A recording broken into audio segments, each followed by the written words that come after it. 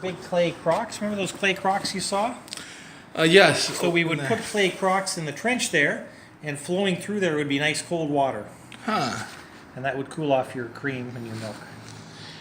What happened to the spring? It just stopped flowing over time. Just stopped.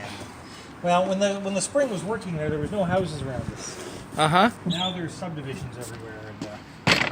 So what used to happen is in this area, every spring, everyone's basements would flood. Huh. So the city engineers took the creek is actually still down there, and they buried it in a big concrete tube underground. All right. And they lowered the water table.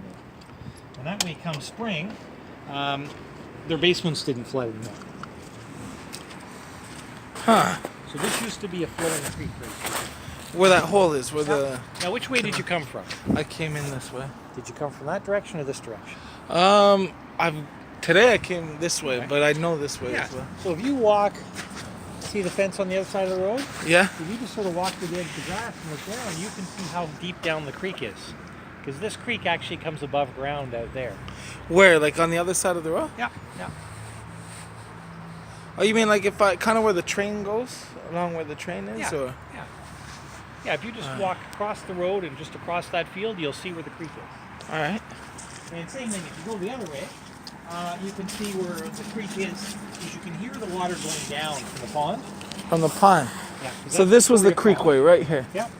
And the pond was in fact the power source for their sawmill. Yeah? Schneider's had a sawmill. Now, did they build the house right here because this is where the Queen Street was, or mainly because of that spring? It was their driveway. It was the driveway. Yeah. Their driveway. Their driveway. Huh. And what was the word?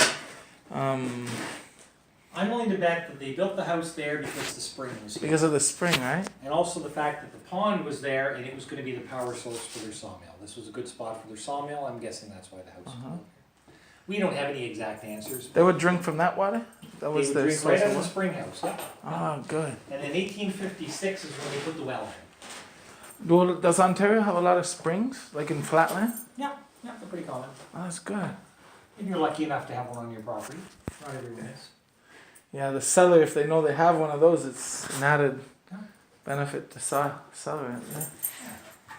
So this would be the first house they lived in when they got here in 1807. Huh. So when they get here, they got 4 children under 7 years old. All right. So the very first year living in this house, there wouldn't be any windows. There's not even holes for windows because they don't need glass. There's no boards on the floor. They don't have a sawmill yet, so you got dirt floors. Dirt floors. There's no upstairs because you got no boards. Hmm. The walls are not nice and lath and plaster like this. They're just logs. Logs. And every morning you'd wake the kids up and they would mix up some mud and go around and fill in all the cracks because you're listening to all that cold air blow through all night long. Would the cracks always undo themselves? Like, Yeah, they're just full of mud. hmm. Yeah, they're chinked. You stick mud and moss. Rock that and kind of rock stuff. and mud, or what were the walls made of? Well, if you saw it from the outside, the walls they're logs. Logs. So there's big spaces in between the logs. Mm-hmm. So you would have to fill all that stuff in with something. Oh, I got you. Yeah. And this was the original. Well, this building is a reproduction, just so you know. So this building was based on the archaeological evidence of the building that used to be here. All right. So they knocked it down as soon as they had this new house. No, it kind of fell down on its own. Fell down on its own. Now, at our time in history, it's 1856. Uh-huh. We have a lot of diary entries about this building, and the girls call it the wash house. Meaning any dirty job you need to wash up after, you kind of do it up here. So all that meat in the smokehouse, we actually butchered the pig right on that table over there. So we butchered the pig in this room. This one or that one? The big one leaning up against the wall. All right. See the one in front of the window? Oh, that one. Yeah, All right. that's the butcher table. Huh. In this big black cast iron pot, we rendered lard. We make head cheese in this pot. Out here, we make candles out here. We dye fabric. We boil laundry. In the summertime when it's hot, all the cooking will take place out here. Huh. Ah, nice. And upstairs. Upstairs, the girls in their diaries are calling that the shop, meaning the workshop. Huh. And that's where all the large-scale wool processing goes on. Wool process. Yeah. So they're spending about a month a year just spinning wool. So if there was wool, they had a good